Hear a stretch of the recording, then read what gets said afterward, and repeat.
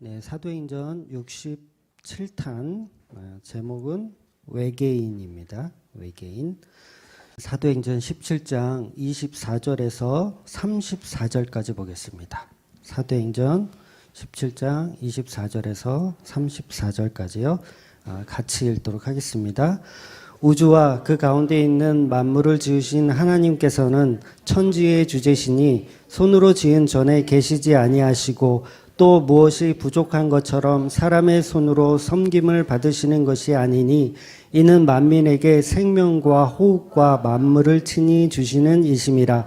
인류의 모든 족속을 한 혈통으로 만드사 온 땅에 살게 하시고 그들의 연대를 정하시며 거주의 경계를 한정하셨으니 이는 사람으로 혹 하나님을 더듬어 찾아 발견하게 하려 하심이로되 그는 우리 각 사람에게서 멀리 계시지 아니하도다.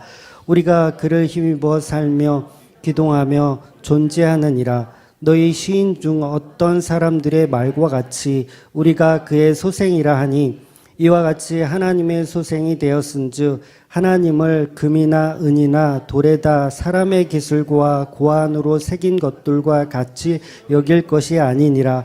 알지 못하던 시대에는 하나님이 관가하셨거니와 이제는 어디든지 사람에게 다 명하사 회개하라 하셨으니 이는 정하신 사람으로 하여금 천하를 공의로 심판할 날을 작정하시고 이에 그를 죽은 자 가운데서 다시 살리신 것이로 모든 사람에게 믿음을 만한 증거를 주셨느니라 하니라.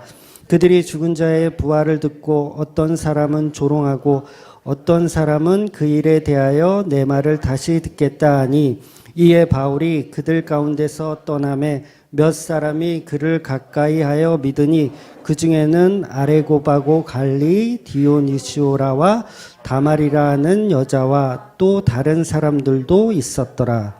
아멘. 오늘 이제 본격적으로 바울이 아덴 사람들에게 이제 하나님을 설명하는 내용이 이제 나옵니다. 그래서 하나님은 인간이 만들어 놓은 성전에 계신 분이 아니라고 설명하는 거예요. 그러니까 보통 이제 성전에 하나님이 계시다 이렇게 알고 있는데 반대 얘기를 하는 겁니다.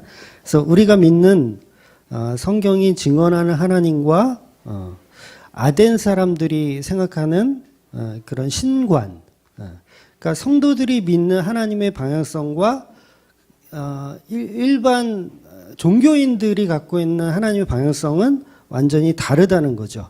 그래서 아덴 사람들이 믿는 하나님은 전부 자기가 만들어 놓은 허상을 지금 믿고 있는 거예요.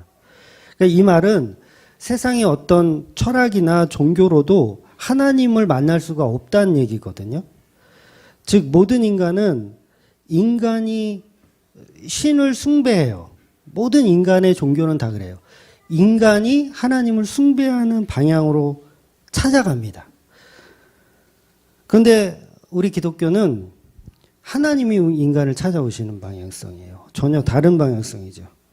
그러니까 우리의 믿음은 우리에게서 출발하는 믿음은 다 가짜라는 거예요. 하나님이 찾아오시는 믿음이 진짜고 우리의 안에서 출발하는 믿음은 다 아덴 사람들이나 하는 그런 종교적인 거라는 거죠. 그러니까 우리 인간은 관역을 맞출 수가 없어요. 관역을 딱 조준해서 그 관역을 딱 맞출 수가 없어. 그 관역이 일로 와야 돼. 관역이 우리 앞으로 와야 되는 거예요. 그 표적이. 그러니까 우리에게 와주시는 것, 그걸 이제 기독교라고 얘기합니다. 그래서 인간은 실은 신을 사랑할 수 없다. 인간은 신을 사랑할 수 없기 때문에 하나님이 인간이 되셔서 인간을 사랑하는 개념이에요. 그래서 인간이 하나님을 사랑할 수 있도록 하나님이 우리 안에 오셔서 만드시는 거예요. 그렇게 만들어가는 내용들이 바로 피조세계라는 거예요. 그걸 피조세계라고 얘기합니다. 그래서 100% 완전한 피조물의 개념을 말하는 게 성경의 팩트라는 거죠.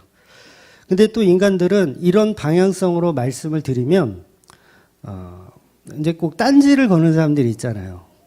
야, 성도가 무슨 공장에서 찍어내는 제품도 아니고 하나님이 다 하시면 우리는 뭐냐?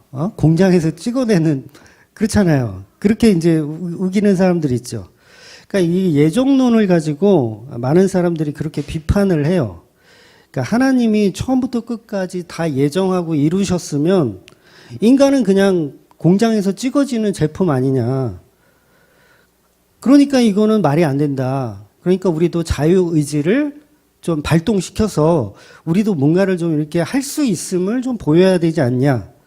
그러면서 이제 예정론을 많은 교인들이 비판을 해요. 인간은 믿음이 없다. 예정론은 인간 쪽에서는 믿음이 없다. 전혀 능력이 없다. 티끌이고 먼지다. 하나님이 믿음을 주셔야 믿음도 생기는 거고 하나님이 성화를 주셔야 우리는 성화할 수 있는 거다. 이렇게 보는데 인간들은 도저히 이걸 받아들일 수가 없는 거예요. 그러면 어떻게 얘기를 하냐면 야, 하나님이 다 예정하셨으면 전도는 뭐하러 하냐. 그렇잖아요. 양과 염소가 태초부터 정해져 있으면 전도는 뭐하라고 해요. 어차피 하나님이 양들은 다 알아서 데려가실 것이고 뭐 하려고 하냐고. 이런 식으로 이제 예정론을 비판하는 사람들이 많이 있습니다. 그래서 뭐 예정론을 믿는 사람들은 엉터리다. 하나님이 다 하셨으면 그냥 막 살고 그냥 돈은 뭐하러 버냐. 돈은 뭐하러 버냐. 그냥 대충 살다가 하나님이 뜻대로 알아서 다 하시겠지. 그런데 인간은요, 이렇게 따질 수밖에 없는 이유가 피조물의 은혜를 모르기 때문에 따지는 거예요. 피조물의 은혜. 그러니까 예정론은 철저히 피조물임을 말하는 거거든요. 근데 피조물의 은혜가 어떤 건지 모르니까 그런 식으로 얘기를 하는 거죠.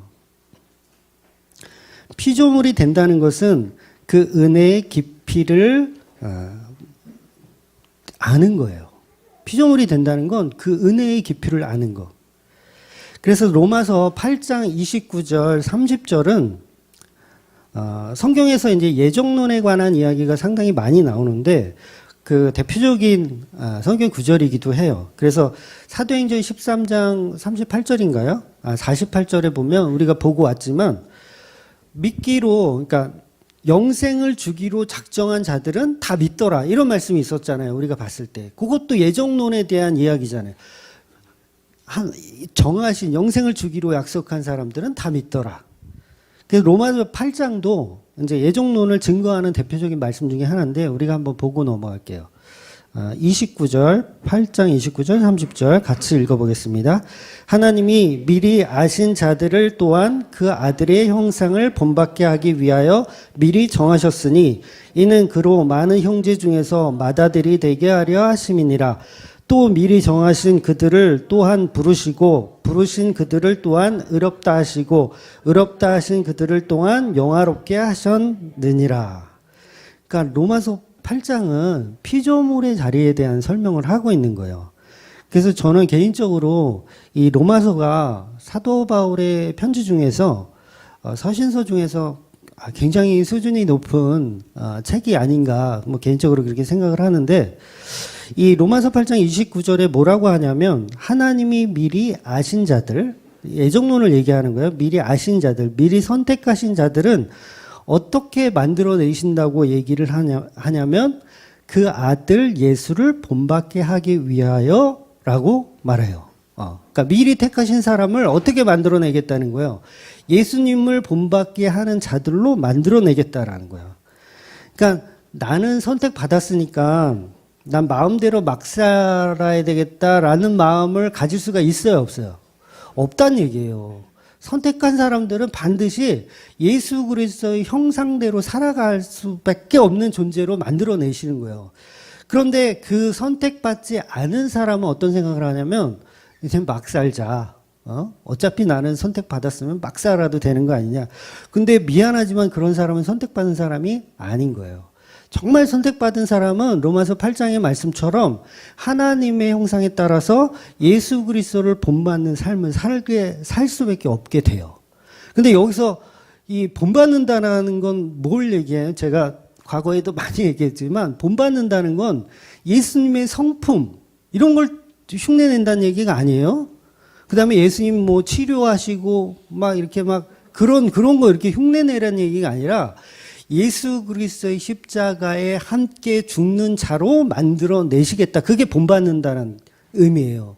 그러니까 진짜 하나님께서 예정하신 자는 절대 이 세상에서 막 살고 싶어도 막 살 수가 없게 되는 거예요. 그러니까 이 말씀을 모르니까 그렇게 딴지를 거는 거죠. 예정론이 어디냐고. 그게 말이 되냐고. 그래서 피조물은 하나님 사랑과 이웃 사랑을 할 수밖에 없는 존재로 만들어지더라는 거예요. 그게 십자가거든요. 그러니까 나는 막 살고 싶어. 나는 막 살고 싶어. 그래서 막 죄도 막 짓고 싶어. 죄가 깊은 곳에 은혜가 넘칩니다. 할렐루야. 그리고 막 죄를 지어. 요건 뭐냐면 요건 이미 예수 안 믿는 거예요. 예정하신 사람이 아닌 거예요. 예정하신 사람은 내가 죄를 짓고 싶어도 죄를 지을 수가 없는 존재로 하나님이 만들어 내신다는 거예요. 그러니까 우리 인간은, 선택받은 인간도 막 죄가 막 싫고 막 이런 개념이 아니에요. 죄가 좋아요. 좋은데 예수를 믿게 되면 성령님께서 나를 지배하기 때문에 어떻게 되냐면 그 죄를 지을 수가 없게 되는 거예요. 이게 굉장히 미묘한 건데, 그래서 십자가라는 그 지극히 작은 자를 위해서 살 수밖에 없는 존재로 하나님이 만들어 내시는 것, 이게 바로 예정론의 개념인 거예요.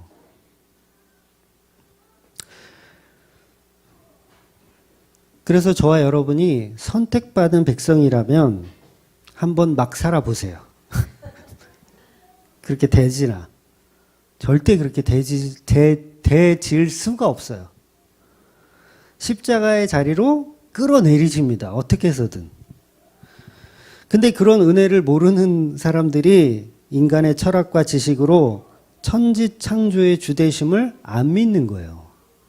여전히 인간의 능력을 믿는 겁니다. 그래서 종교에서 말하는 자유의지, 막 이런 개념을 도입해서 바리새인들이 다 그걸로 행동하는 거거든요. 그래서 가난한 사람 구제하고 봉사하고 헌신하는 걸로 위장하여서 자기 가치를 드러내더라는 거예요. 그러니까 자기 자유의지를 발동시키면 자기 가치를 드러내기 수밖에 없어요. 그건 종교이기 때문에. 그래서 불교가 다 그런 거잖아요. 불교가 다 그런 개념이에요. 그래서 불교의 교리가 뭐예요? 착한 일을 많이 하면 극락 간다. 나쁜 일 하면 벌 받는다. 지옥 간다. 그래서 바울이 에덴 사람들에게 지금 그것을 틀렸다고 얘기하는 거예요. 야, 그거 아니야. 그거 다 종교심이야. 그거 아니야. 라고 이야기를 하는 거죠. 그러니까 사람들은 복음을 듣더라도 선악과 먹은 죄인이라서 은혜가 없으니까 복음을 하나님의 것이 아닌 사람의 것으로 만들어버려요. 그래서 하나님이 전부 이루신 십자가 사랑을 받고 은혜를 알면 내 삶은 없어지고 예수님의 영으로 살아가게 됩니다. 그걸 성령 충만이라고 하는 거예요. 네. 로마서 8장 9절 10절 볼게요. 시작. 만일 너희 속에 하나님의 영이 거하시면 너희가 육신에 있지 아니하고 영에 있나니 누구든지 그리스도 영이 없으면 그리스도의 사람이 아니라 또 그리스도께서 너희 안에 계시면 몸은 죄로 말미암아 죽은 것이나 영은 의로 말미암아 살아있는 것이니라. 하나님이 선택한 백성은 자기가 마귀의 자녀로 살고 싶어서 막 발버둥을 쳐도 하나님 반드시 그 영을, 성령을 집어넣으셔서 그리스도의 사람으로 만들어 내시더라는 거예요. 그래서 성경은 예정만 이야기합니다. 예정만 얘기해요. 자유의지? 그딴 건 성경에서 얘기하지 않아요. 한 적이 없어요. 전부 인간이 오해하는 거예요. 하나님을 창조주로 보고 싶지 않은 인간이 만들어 놓은 것이 바로 자유의지라는 마귀적 발상이에요. 마귀에게 속은 게 자유의지입니다. 그게 뭐냐면 하나님이 창조주 아니다라는 얘기하고 똑같은 거예요. 왜 그런지 설교를 조금 더 들어보세요. 그러니까 너도 하나님이 될 수 있다의 목적지가 자유의지예요. 너도 하나님이 될 수 있다. 내 의지를 발동시켜서 부처가 되자. 그거예요. 그게 자유의지잖아요. 내가 부처가 되는 것, 내 힘으로. 여러분, 우리는 우리의 자유의지로 죄를 멀리하는 거 아닙니다. 요거 오해할 수 있어요. 내가 내 자유의지로 내가 죄를 선택할 건지 뭐 은혜를 선택할 거지 이거를 내가 노력해서 한다고 여러분 착각하시면 안 돼요. 이거는 내가 내 의지로 하는 게 아니라 성령의 감동에 의해서 그렇게 하고 있는 거지. 저는 사실은 죄 짓는 게 더 좋아요. 사실은 더 좋아. 그런데 성령께서 우리 안에 오셔서 죄 짓는 짓을 못하게 막으시는 거예요. 그래서 내 의지, 내 의지는 다 죄예요. 자유의지가 있어요. 자유의지 발동시키면 전부 다 죄인이지. 다 죄만 짓지. 그러니까 자유의지는 없어요. 그래서 성경은 자유의지를 말하지 않고 뭘 말하냐면 자기 부인을 말해요. 자기 부인. 그래서 모든 철학과 종교는 자유의지를 통한 인간의 가치를 심어주기를 해요. 그래서 막 여러분의 자유의지를 발동해서 뭐 비전을 품으세요. 뭐 최고가 되세요. 뭐 그런 얘기 하잖아요. 고지에 오르세요. 막 이렇게. 긍정의 힘을 믿으세요. 목적이 이끄는 삶을 사세요. 여기 전부 마귀적 발상이에요. 그래서 인간이 하나님을 피조물의 자리로 끌어내리고 싶은 욕망이에요. 하나님을 자기와 같은 피조물의 자리로 끌어내리고 싶은 게 자유의지예요. 그래서 건축물을 만들어 놓고 거기에 하나님을 가두어 버립니다. 이 발상 자체가 하나님을 피조물의 자리로 끌어내리고 싶은 거예요. 램프의 지니처럼 만들어서 내가 필요할 때 꺼내 쓰는 존재로 하나님을 피조물의 자리로 끌어내리는 거예요. 그리고 내가 꿈꾸는 세상을 만드는 거죠. 하나님을 이용해서 내가 꿈꾸는 나의 자유의지를 발동시켜서 내가 꿈꾸는 그런 나라를 만들고 싶은 거. 이게 지금 아덴 사람들의 모습이에요. 아덴 사람들이 다 그거거든요. 신전을 만들어 놓고 그 신들에게 나의 요구를 들어주는 존재로 만들어 가고 있어요. 그러니까 오늘날의 교회들도 사실은 마찬가지죠. 저와 여러분의 마음속에도 요 심보가 다 들어있어요. 네. 예수님을, 하나님을 교회라는 틀 속에 가두어 놓고 신앙합니다. 네. 여러분, 교회 와야만 예수님이 있는 것이 아니에요. 네. 그렇다고 교회를 일부러 피하라는 건 아닙니다. 하나님은 모든 곳에 존재하세요. 예수님은 모든 곳에 존재하십니다.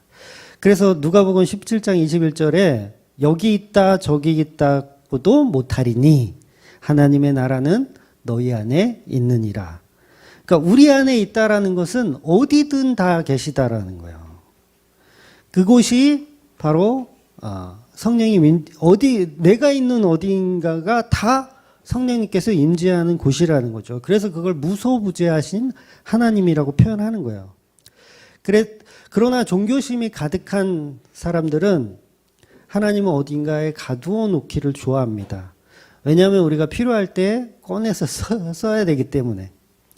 그래서 성전이라는 이름으로 공간을 만들어 놓고 거기에 하나님을 봉인해 버려요. 딱 이렇게 못 나가게 봉인해 놓고 필요할 때 이제 찾아가서 기도나 하고 이렇게 내 필요를 채워주는 도구로 만들고 세상에서는 하나님 없이 그냥 편하게 죄 많이 짓고 살고 싶어 하는 게 인간의 욕망입니다.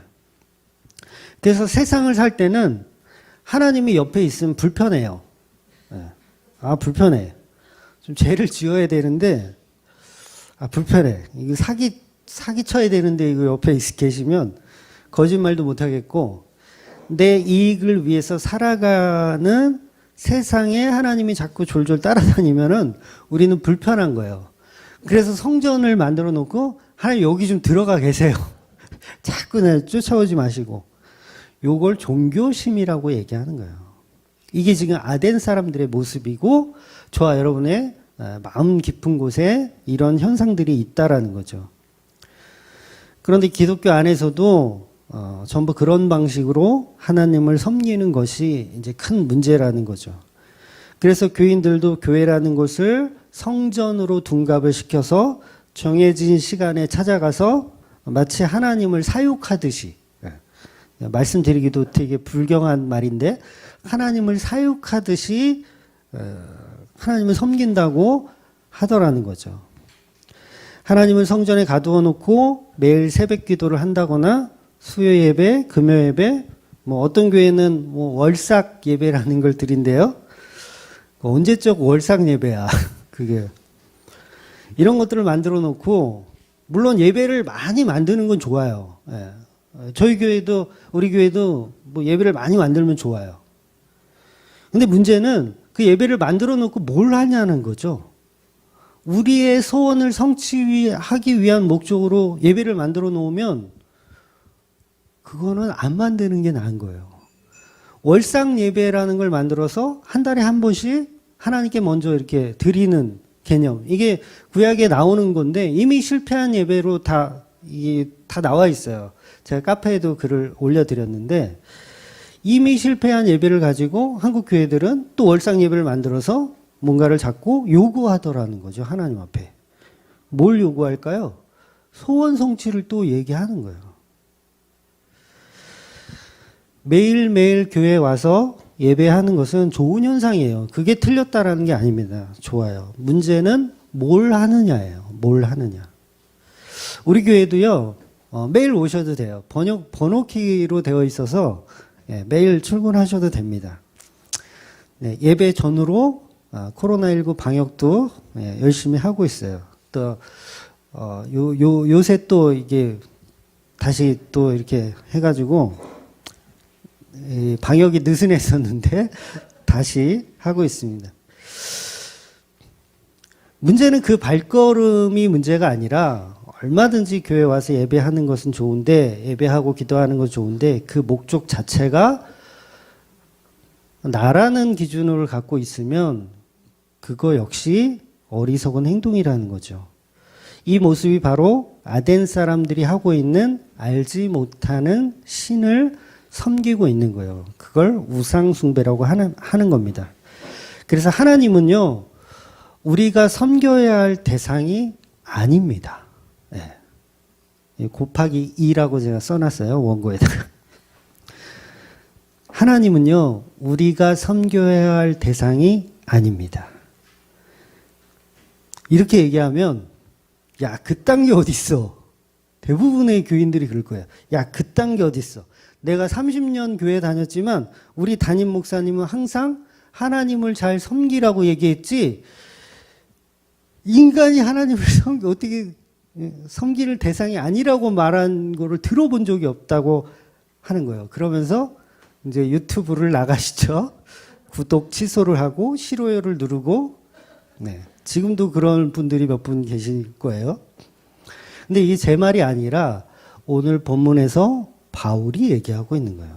사도행전 17장 25절 뭐라고 되어 있냐면, 또 무엇이 부족한 것처럼 사람의 손으로 섬김을 받으시는 것이 아니니. 여기까지만 볼게요. 분명히 얘기하고 있죠. 사람의 손으로 섬김을 받으시는 것이 아니니라고 하고 있어요. 성령의 감동으로 쓰여진 성경 말씀에 하나님이 무엇이 부족하여 사람의 손에 성경을 받아야 하는 존재가 아니라고 바울이 설교를 하고 있어요. 근데 30년 동안 이런 이야기를 처음 들었다고 하시는 분들은 뭐냐면 성경 말씀을 안 들은 거예요. 30년 동안 성경 말씀을 안 듣고 구약에 있는 어떤 그런 좋은 것들만 이렇게 끄집어서 30년 동안 설교 들은 거예요. 그래서 철학과 종교로 열심히 신앙생활을 하신 거예요. 그건. 우리가 얼마나 성경을 안 믿냐면 바로 이런 데서 나와요. 처음 들었대요. 이런 얘기를 처음 들었대. 우리가 얼마나 성경을 안 믿냐고요. 그러니까. 내가 믿고 싶은 것만 믿고 보고 싶은 것만 보는 거예요. 그러니까 다 교회들이 하나님을 잘 섬기세요. 헌금 많이 하세요.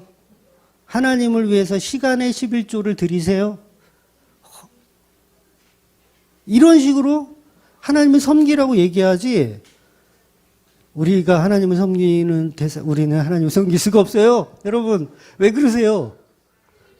라고 하는 교회가 없잖아요. 근데 바울은 이렇게 얘기하고 있다고요. 하나님을 무조건 섬겨야 합니다. 여러분의 회사 일이 중요한 게 아닙니다. 하나님의 일이 중요하지. 내가 주님의 일을 하면 주님은 내 일을 그냥 도우세요. 할렐루야! 다 넘어가는 거지 뭐 그럼. 이런 가르침이 전부 잘못된 설교라는 거예요. 그냥 오병이어 먹고 병 고쳐주시고 나의 소원을 성취해 주시는 그 예수님으로 만들어버리는 거예요. 지성이면 감천이다. 우리의 어떤 지성, 우리의 막 노력, 하나님을 감동시키면 하나님이 퍼붓듯 부어주시는 복을 누려라. 너무 쉬워. 나 이런 설교 한번 해보고 싶어. 이렇게. 막 여기 꽉 채울 자신 있는데. 근데 이게 다 엉터리라는 거예요. 저도 성경을 보면서요, 불합리한 것처럼 보이는 내용들이 있어요. 예. 많이 있는 건 아닌데 간혹 있어요. 그러니까 양과 염소를 태초부터 정했대요. 이거 얼마나 불합리해요. 양과 염소를 태초부터 정했대. 아, 이런 불합리한 이거를 설교를 해야 돼 말아야 돼? 인간적으로는 자유의지가 더 합리적이에요. 그렇잖아요. 그게 더 합리적이야. 야, 네가 예수를 믿으면 천국 가고 네가 예수 안 믿으면 지옥 가. 이렇게 합리적인 설교를 저는 하고 싶어요. 근데 성경에는 그런 내용이 없으니까 그렇게 설교할 수가 없잖아요. 그러니까 예정론을 이야기할 수밖에 없는 거예요. 그래서 그거 전부 빼버리고 내가 인간적으로 불합리하다고 생각하는 거 전부 빼버리고 설교하면 그건 주님의 몸된 교회가 아닌 거예요. 그건 목사가 주인된 교회예요. 제가 주인된 교회가 되는 거예요. 그러니까 예수님과는 무관한 어떤 종교 집단이 되는 거죠. 근데 복음은 내 생각으로 전하는 것이 아니기 때문에 인문학을 많이 쌓아서 세상의 학문, 지식, 성찰 같은 것이 필요가 없어요. 설교에는 그런 게 전혀 필요 없어요. 자유의지가 더 인간적인 것 같아요. 그러나 성경이 예정을 말하고 있으면 우리는 예정을 믿어야 되는 거예요. 근데 우리는 자꾸 합리적인 것을 수용하고 선택하더라는 것이죠. 그래서 우리는 하나님이 좀 성전에 좀 가만히 계셨으면 좋겠어. 내가 더 하나님보다는 더 합리적인 사고를 할 것 같아. 하나님은 합리적인 사고를 못 하셔. 나는 근데 합리적인 사고를 할 것 같아. 그래서 성전에 좀 가만히 계시고, 제가 가끔 용돈도 드리고, 그 다음에 먹을 것도 좀 드리고, 무슨 만두만 먹이는 것처럼 성전에서 좀 나오지 않으셨으면 좋겠어. 그러니까 하나님을 치매 걸린 노인으로 만들어 버리는 거죠. 이게 지금 아덴 사람들의 모습이라는 거예요. 그리고 기독교에도 이런 모습들이 있다라는 거죠. 하나님을 계속 사육하는 거죠. 일주일에 한 번씩 돈본투 드리면서 이렇게 이거나 받고 축복이나 해달라고 하는 식으로. 가인의 제사가 다 그거예요. 가인의 제사가 그거 하는 겁니다. 그러니까 오늘날에도 교회들이 가인의 제사를 그대로 따라가고 있어요. 그대로. 그게 옳다라고 생각해요. 우리의 피땀 눈물로 하나님을 감동시킬 수 있다라고 착각하는 거죠. 그러니까 결국 우리의 모습이 아덴 사람들의 모습하고 다를 게 없는 거예요. 지금 바울이 설교하는데 우리가 아덴 사람이라고 생각하고 설교를 들으셔야 돼요. 왜? 우리 안에 뼛속까지 그 마음이 있어요. 아덴 사람들과 같은 마음이. 종교심이 가득하다고요.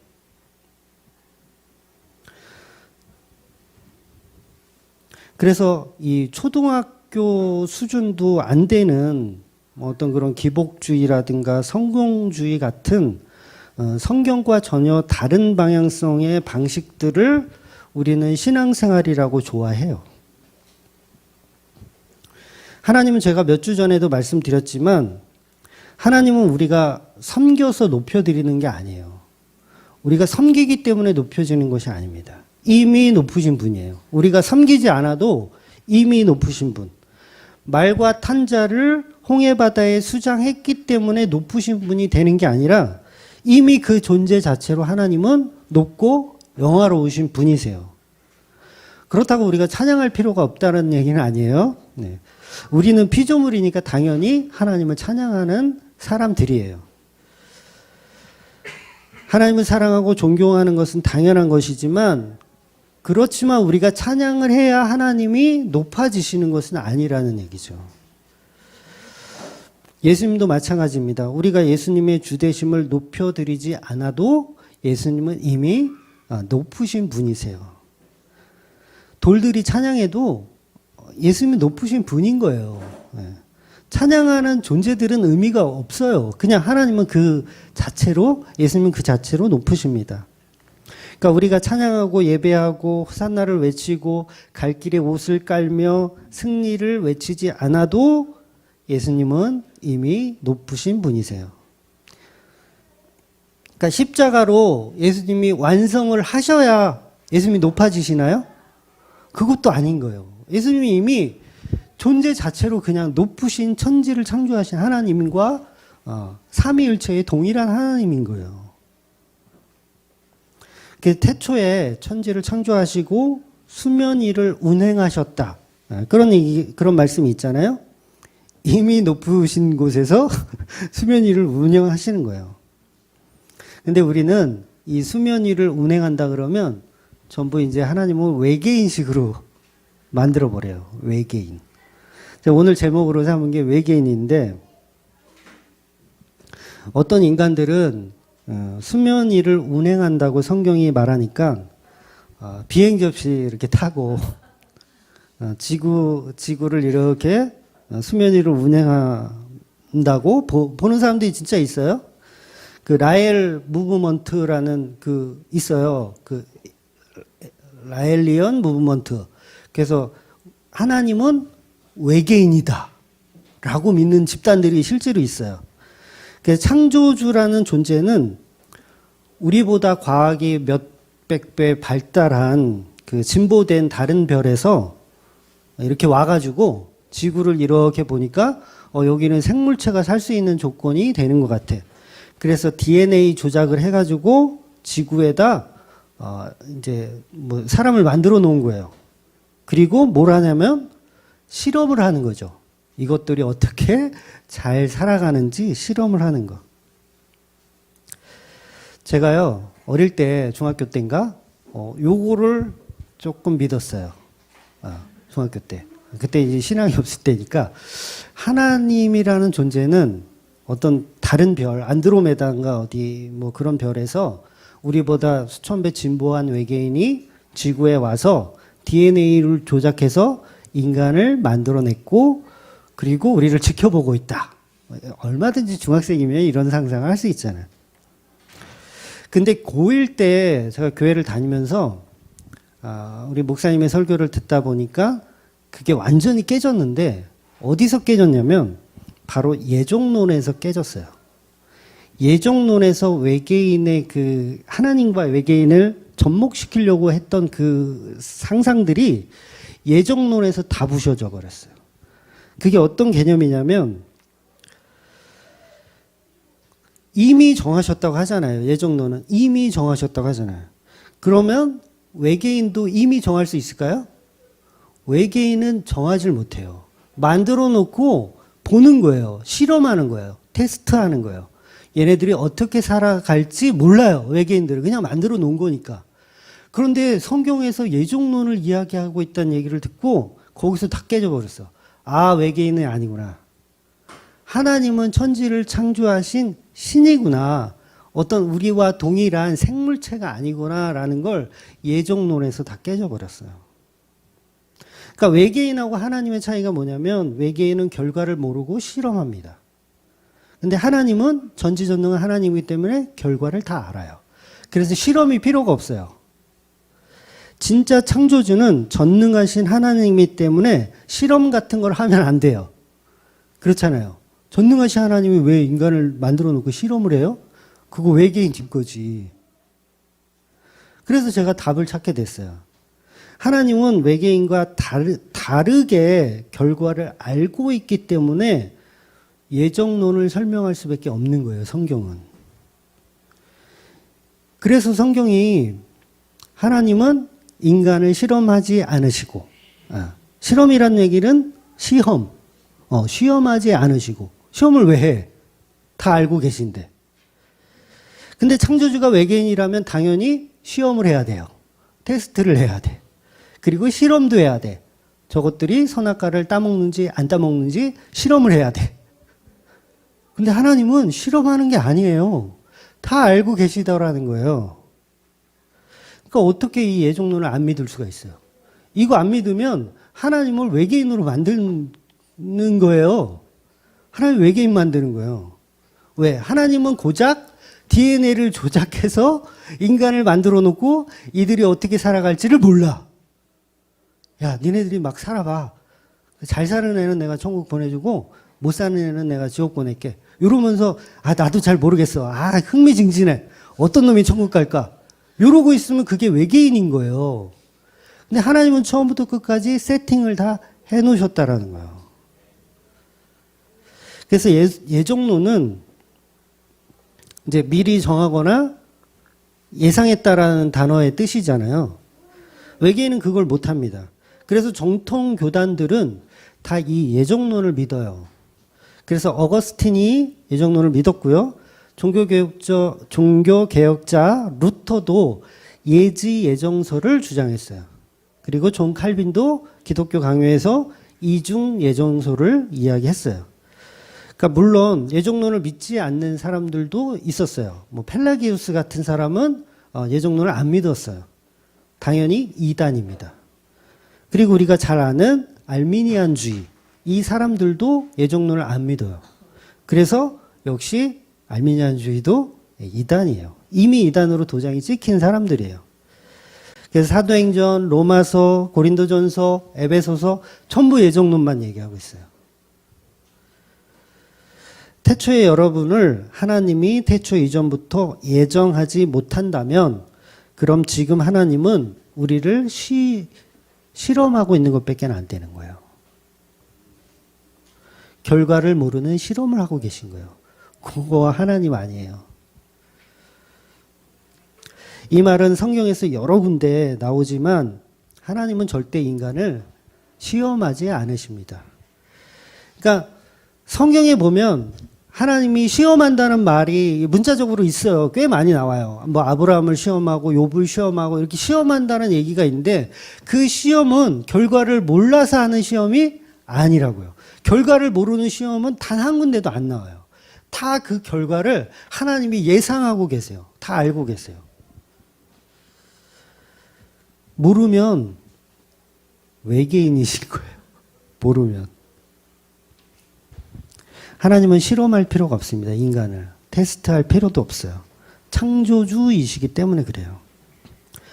하나님 불량품 만들 수 없다 그랬죠? 하나님 불량품을 만드실 수 없어요. 불량품으로 만들어진 것 같으면 그것도 하나님이 그렇게 만드신 거예요. 목적과 이유가 있어서 그렇게 만드신 거예요. 그러니까 예정론을 반대하는 사람들은 하나님을 인간으로 만들어 놓고 실험이나 하는 외계인으로 만드는 꼴입니다. 하나님을 실수투성이로 만드는 거예요. 그게 마귀적 발상이에요. 세상의 모든 역사와 시간의 주인은 전능하신 하나님이에요. 외계인은 시간의 주인이 될 수가 없죠. 외계인은 시간의 주인이 될 수 없어요. 과학이 아무리 발전해도 어떤 재료가 없이는 무엇을 만들어내지 못해요. 그러니까 무에서 유를 만들 수 있는 존재는 없어요. 외계인도 그건 못해요. 외계인도 그건 못해. 물 한 방울도 못 만들어요. 그러니까 요즘 인공지능이 많이 발전했잖아요. 막 인공지능하고 바둑 떠가지고 이세돌 구단인가요? 못 이기던데. 그래도 물 한 방울 못 만든다고요, 지금. 우리 지구에 있는 지구인의 과학으로 물 한 방울을 만들어내지를 못해요. 그러니까 아무것도 없는 진공 상태에서 물 한 방울을 만들어낼 수가 없다고요.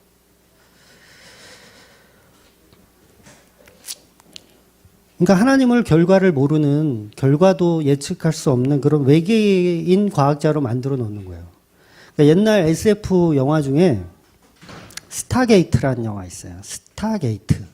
굉장히 재밌게 본 영화인데 저는 이런 공상과학 영화를 좋아했어요. 그러니까 내용이 어떤 거냐면 고대 이집트에 이제 외계인들이 와서 그 사람들을 납치해 가가지고 다른 별로 이제 데려가는 거예요. 다른 별에 데려가서 이제 문자를 사용하지 못하게 하고 글을 못 쓰게 해요. 막 그렇게 해가지고 그 외계인이 신처럼 군림하는 거예요. 과학을 이용해서. 과학을 이용해서 내가 신인 것처럼 속이는 거예요. 외계인인데. 그런 내용이 이제 스타게이트라는 영화예요. 그러니까는 우리 기독교가 하나님을 그런 수준으로 만들어가고 있는 거예요. 하나님은 절대로 인간을 실험하거나 테스트하는 하나님이 아니세요.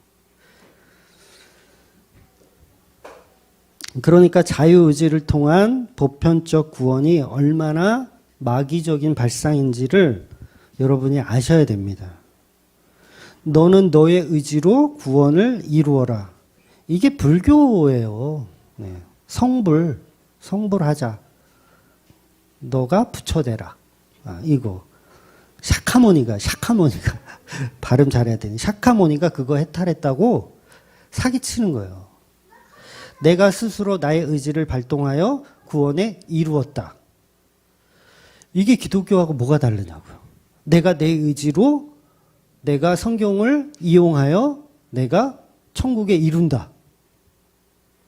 샤카모니하고 뭐가 달라? 죄송합니다. 석가모니하고 뭐가 달라요? 부처가 될 수 있다. 네. 기독교에서 말하는 자유의지를 통한 구원하고 불교에서 말하는 대승불교라고 아세요? 그 개념하고 똑같아요. 네, 똑같아요. 대승불교도 하나님의 계획 같은 걸 안 믿고 인간이 부처가 될 수 있다라고 보는 거예요. 전부 인간이 신이에요. 신. 자유의지를 발동하여 신이 되자. 구원에 이루자. 이게 다 마귀적 발상입니다. 그러나 야고보서 1장 23절에 아무도 시험하지 않으신다고 하나님이 인간을 실험하는 순간 그건 하나님이 아닌 거예요. 과학자인 거예요. 그냥 외계인 과학자. 근데 예정론을 안 믿는 사람들은 우리를 만들어 놓고 너의 마음대로 살게 이렇게 테스트하는, 나쁜 짓 하나하나 이렇게 지켜보는 하나님. 그렇게 외계인으로 만들어 놓는 거죠, 하나님을. 그러니까 예정론 안 믿으면 그건 진짜 외계인 믿는 거나 마찬가지예요.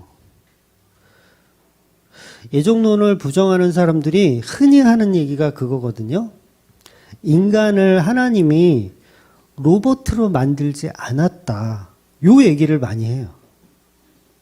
하나님은 인격적으로 만들었지 로봇으로 만들어 놓지 않았다. 요게 이제 예정론을 이제 부인하는 사람들의 이야기인데 요걸 인본주의라고 하는 거예요. 우리는 예수님을 내 인격을 풀 가동해서 만날 수 있는 존재도 아니에요. 우리가 흔히 예수님을 인격적으로 만나야 됩니다. 이런 얘기를 흔히 하잖아요. 근데 사실 그것도 틀린 얘기예요. 우리의 인격을 총 동원해가지고 어떻게 예수님을 만나요? 예수님은 우리에게 마음을 주셔야 되는 거지. 성령의 감동으로 예수님을 알아보는 거지 우리의 인격을 총 동원해서 만나면 마귀 만나요. 마귀 만나요. 여러분, 그들이 흔히 하나님은 인간을 로봇으로 만들지 않았다라고 주장하지만 저는 이렇게 얘기하고 싶어요. 야, 하나님이 만든 로봇을 네가 본 적이 있니? 라고 얘기하고 싶어요. 이게 무슨 얘기냐면 우리가 생각하는 수준의 로봇을 생각하는 거야. 우리는 이세돌을 이긴 인공지능 그 로봇을 생각해요. 근데 하나님이 만든 로봇은 우리가 생각하는 그런 로봇이 아니란 말이에요. 여러분, 아담과 하와를 하나님 만들었어요. 서로 로봇인가요? 서로 로봇이에요? 아니잖아요. 서로 인격적으로 서로 사랑하는 사이예요. 아담과 하와는. 근데 그 모습 보면서 로봇으로 만들지 않으셨다라는 얘기를 어떻게 할 수 있냐고요. 그러니까 하나님이 만든 피조물을 본 적이 없는 거야. 그 사람들은. 자기 수준을 생각하는 거지. 첫눈에 반해버려요. 뻑가요. 이게 프로그램 된 거예요? 아담과 하와가 프로그램 되어 있어요? 첫눈에 보고 너희들은 뻑가라 이렇게? 하나님이 만드신 피조물의 개념을 이해를 못하는 거예요. 하와가 얼마나 이뻤을까요? 침 흘리네. 예쁘고 사랑스러웠을까요? 오죽하면 아담이 선악과를 받아 먹어요. 이 멍청이가. 얼마나 이쁘고, 응? 저거 했으면. 근데 이게 어떻게 로봇이에요? 이걸 어떻게 로봇이라고 얘기할 수가 있어요? 여러분, 선악과 이거 먹었을 때, 제가 창세기 때 아마 얘기한 것 같은데, 안식일 지나고 바로 따먹은 거 아니에요. 굉장히 오랜 시간이 필요했어요. 제가 추정하기는 한 100년은 걸렸을 것 같아요. 선악과 안 먹고 100년 동안 에덴 동산에서 둘이서 엄청 사랑했어요. 엄청 사랑하고 하나님과 더불어 엄청 행복하게 살았어요. 거의 근 100년을.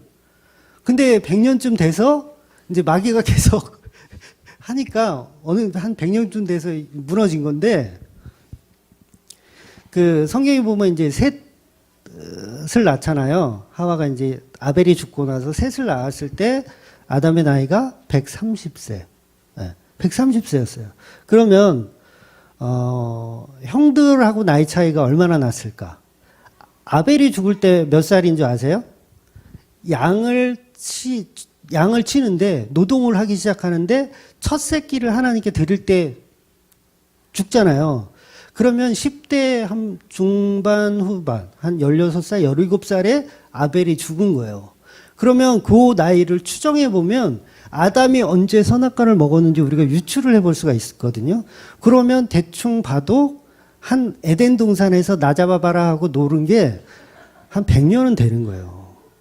바로 그냥 6일 창조하고 7일 안식일 하고 바로 먹은 게 아니라 그 기간이 있었다고요. 로봇가 아니란 얘기예요. 우리가 생각하는 로봇가 아니에요. 그러니까 하나님이 만든 로봇을 본 적이 없으니까 그런 얘기를 하는 거예요. 인간은 하나님 만들었으니까 로봇가 맞잖아요. 피조물이니까 로봇가 맞잖아요. 예? 그러니까 로봇이란 말이 이제 우리 인간적인 얘기고 정확하게는 피조물인 거죠. 우리 피조물 맞아요. 피조물이에요.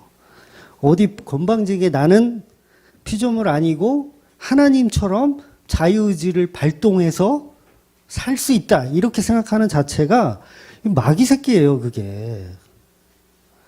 하나님이 만들면 우리가 생각하는 그런 뭐 터미네이터 아놀드 슈왈체네거 그 수준 아니에요.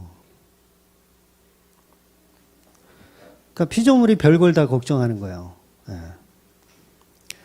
그러니까 자기가 한 번도 피조물이 돼본 적이 없는 거예요. 여러분 다 피조물이잖아요. 저와 여러분 다 피조물이에요. 근데 우리가 로봇입니까? 로봇이에요? 다 로봇이에요?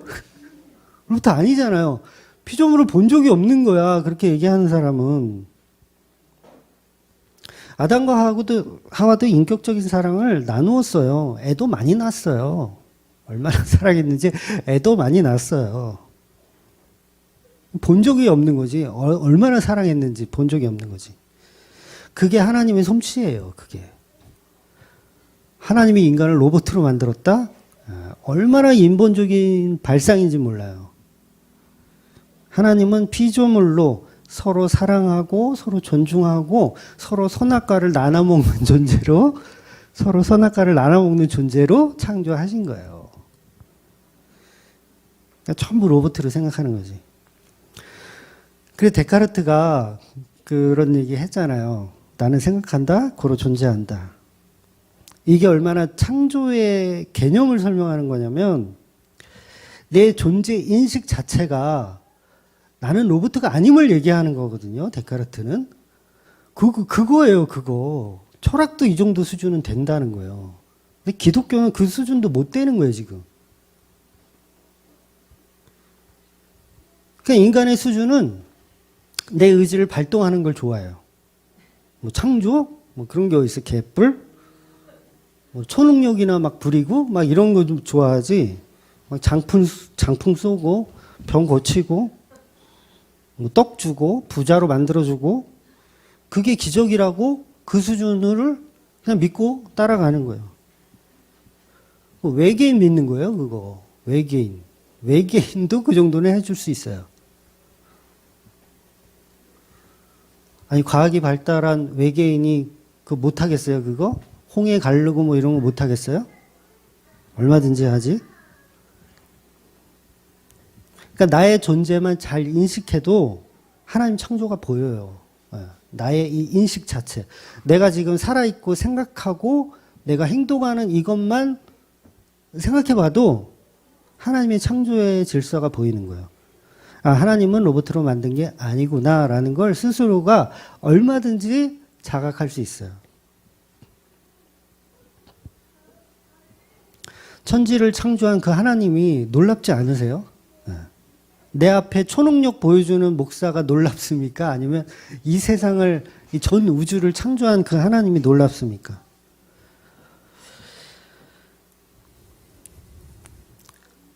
예수님은 이런 표적과 기사는 이교도들이나 믿는 것이라고 말씀하세요.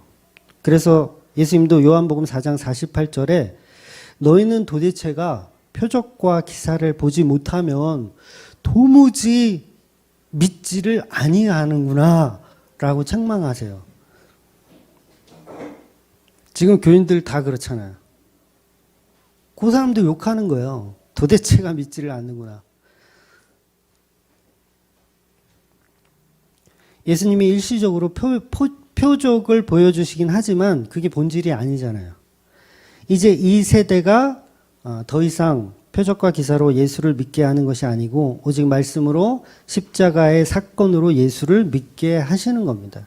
그게 요나의 표적이에요. 네. 마태복음 12장 39절 볼게요. 예수께서 대답하여 이르시되 악하고 엄나는 세대가 표적을 구하나 선지자 요나의 표적밖에는 별 표적이 없느니라. 그러니까 외계인들은 계속 이런 표적을 보여줄 수 있어요. 우리에게. 표적을 계속 보여줘. 성경이 완성돼도 계속 보여줘.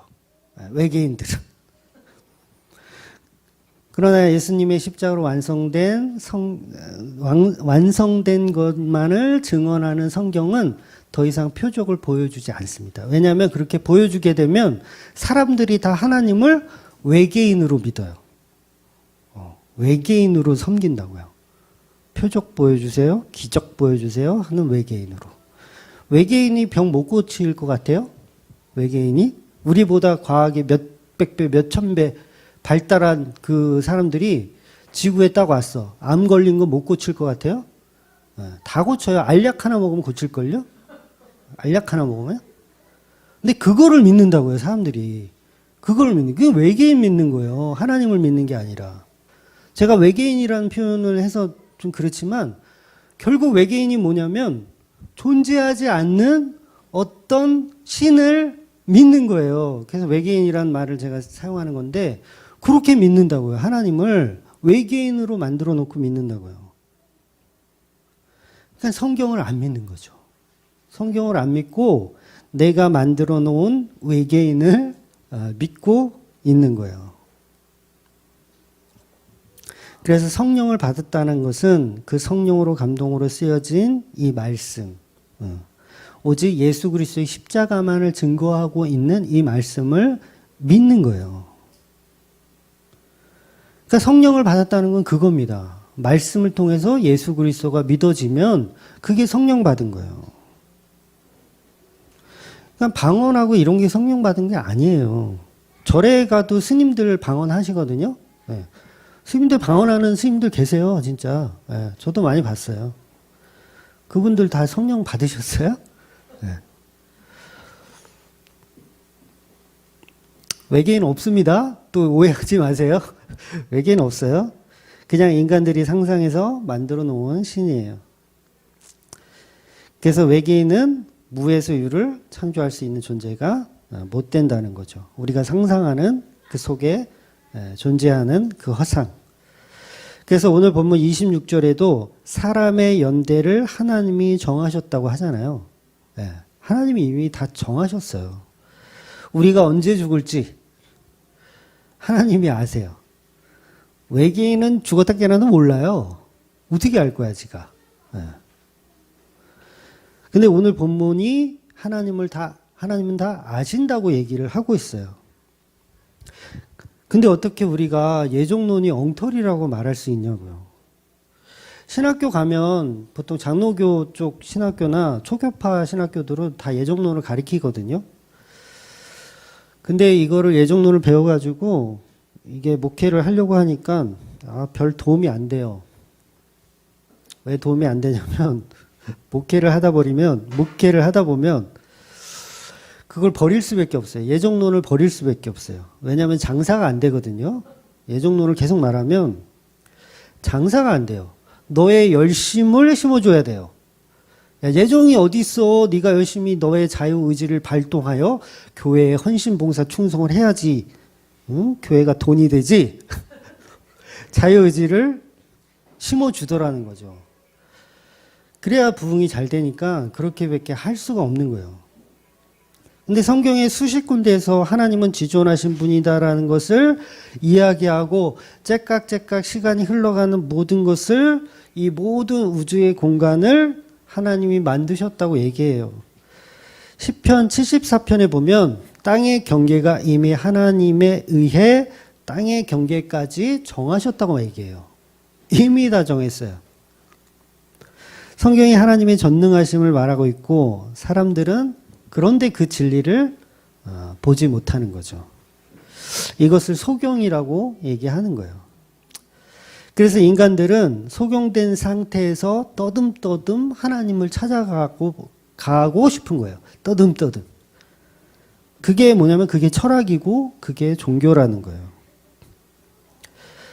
그래서 그것들로는 하나님을 만날 수가 없는 거죠. 그래서 계속 라엘리안 무브먼트 같이 하나님을 외계인으로 만들어서 섬기고 싶어하는 욕망을 계속 발동시키는 거예요.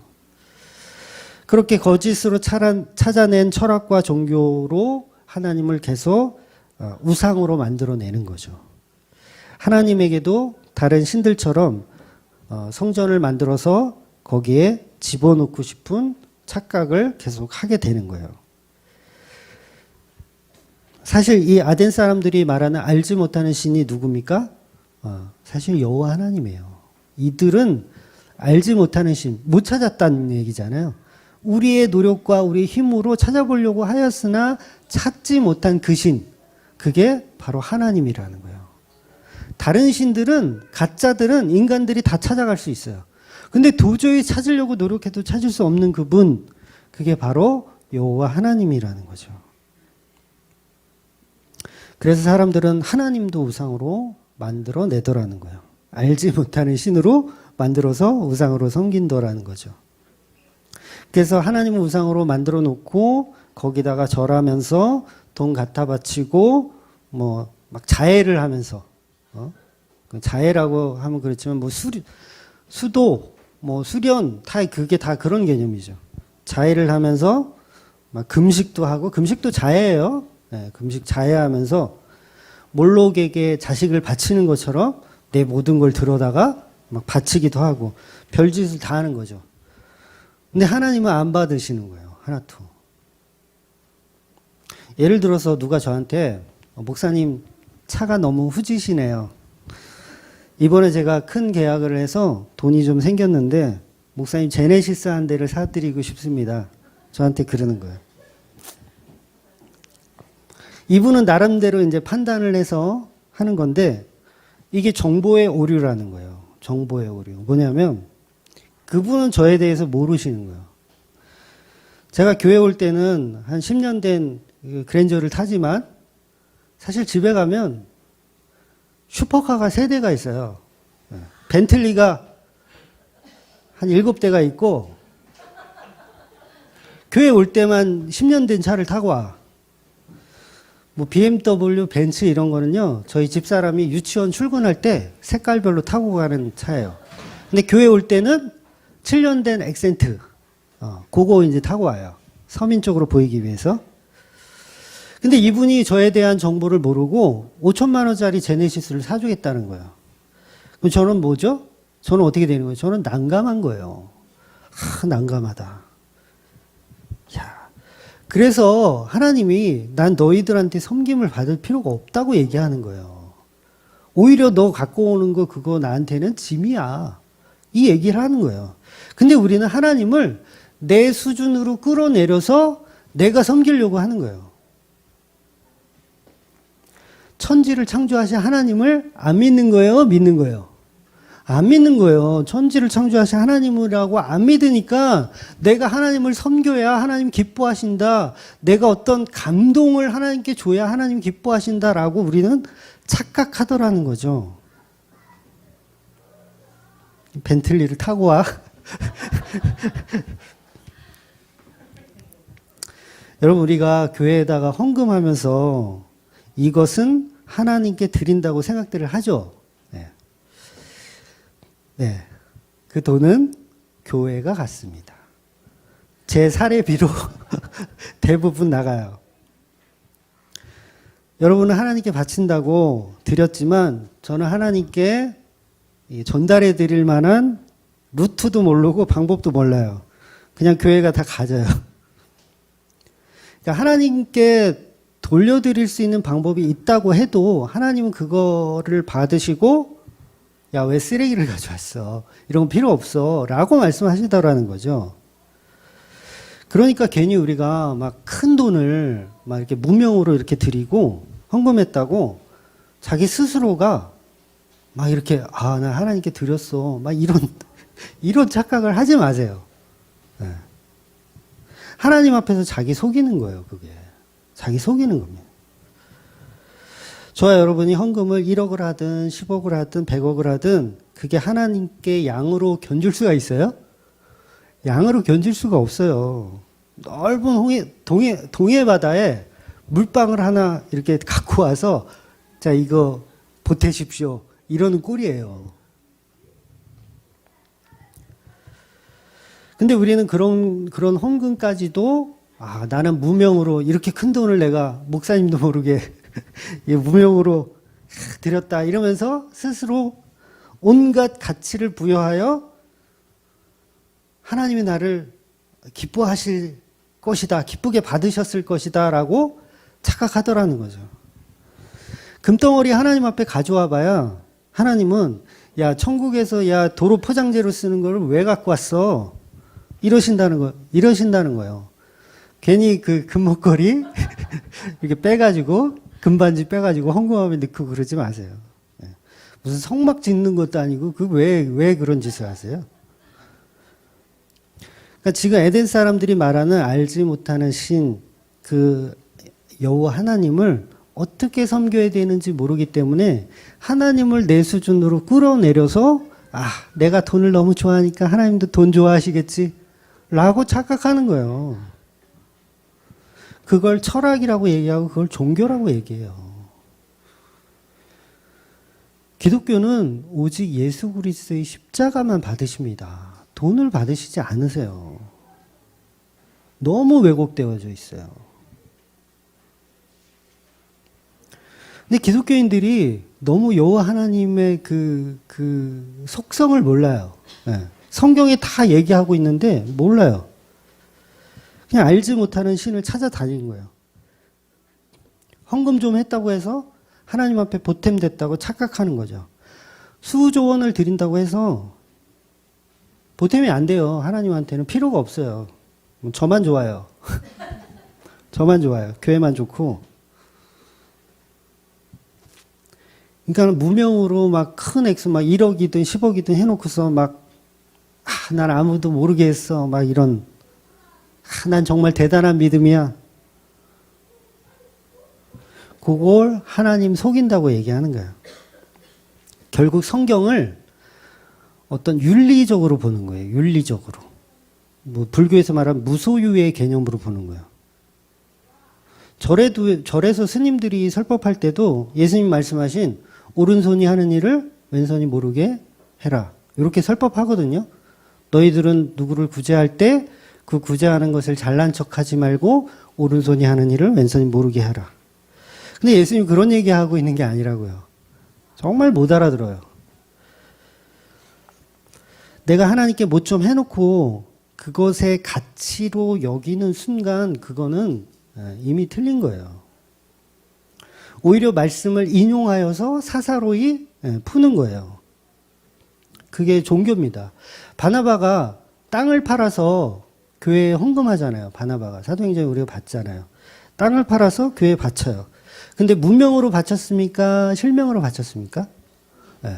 왜? 우리가 다 알잖아. 야, 바나바가 땅 팔아서 낸 거를 우리가 다 알잖아. 실명으로 바쳤다는 얘기예요. 그러면 성경이 오른손이 하는 일을 왼손이 모르게 해라 그랬는데 바울은 이 바나바는 그러면 왜 성령 충만한 사람이라고 얘기하죠, 성경이? 그 얘기를 하는 게 아니라고요. 그러니까 무슨 얘기냐면 바나바는 땅을 팔아서 바치면서 하나님을 속이지 않은 거예요. 이 말은 자기 가치를 챙기지 않았고 그걸 하나님께 바쳤다라고 이렇게 우월감을 갖지도 않은 거예요. 그냥 교회를 위하여 바친 거예요. 교회를 위하여. 근데 아나니아와 삽비라는 그거 흉내내잖아요. 그거 흉내내요. 헌금을 드리면서 거기에 자기 가치를 같이 집어넣었어요.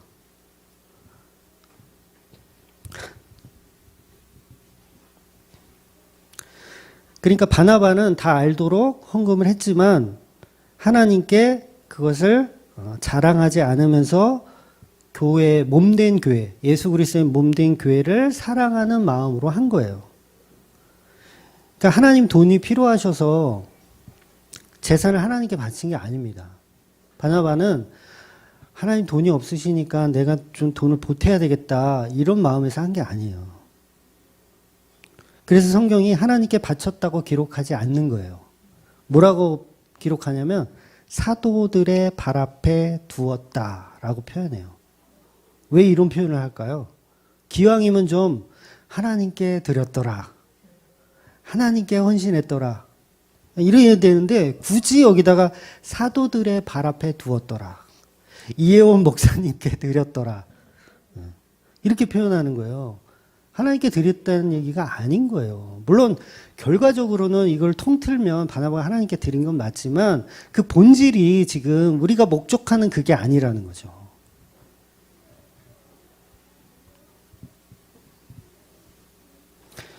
그러니까 바나바는 교회를 사랑하는 마음으로 헌금을 했다라는 거죠. 여러분 사랑해 보셨어요?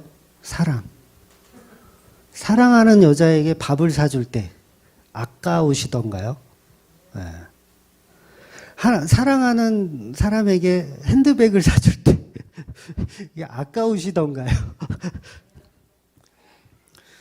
네, 그건 사랑이 아닌 거예요. 아깝지 않은 거예요. 네, 모든 것을 다 내놓아도 아깝지 않아. 바나바는 그걸 드린 거예요.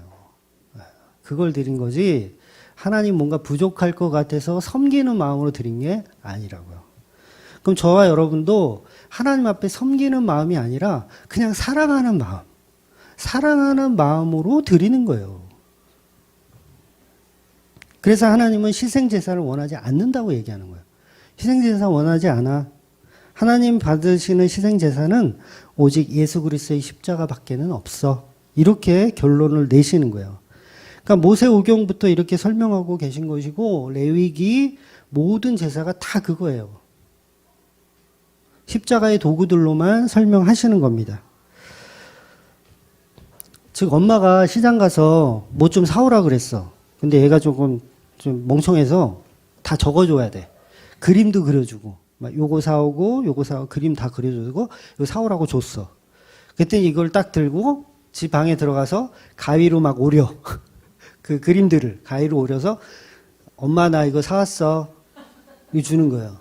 이게 우스갯소리가 아니라 지금 기독교인들이 그러고 믿고 있어요. 구약 성경들을 전부 가위로 오려가지고 냉장고에 붙여놓고 책상에 붙여놓고 야 우리 하나님 원하는 건 이거야라고 하고 있어.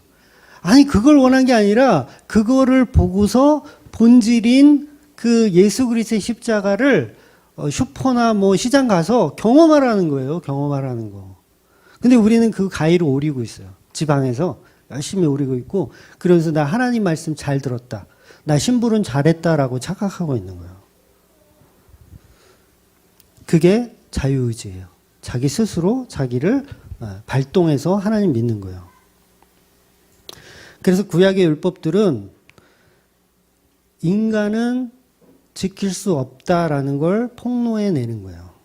오직 하나님의 은혜로 그 십자가를 드러내기 위한 목적으로만 사용이 되는 겁니다. 바울이 이 설교를 마치고 나니까 어떤 사람들은 이제 두 분류로 나눠지는 거죠. 어떤 사람들은 바울을 조롱하는 사람들이 있고 어떤 사람들은 이제 믿는 사람들이 생기는 거예요. 더 듣기를 원하는 사람들이. 그래서 부디 저와 여러분도 하나님을 외계인으로 만들지 마시고 나와 비슷한 존재로 끌어내리지 마시고 천지를 창조하신 그 하나님으로 그 하나님이 우리에게 목적하시는 예수 그리스도의 십자가를 바로 보실 수 있는 그 하나님의 여정에 참여하시는 저와 여러분이 되시기를 주의 이름으로 축원드리겠습니다. 아멘. 기도하겠습니다.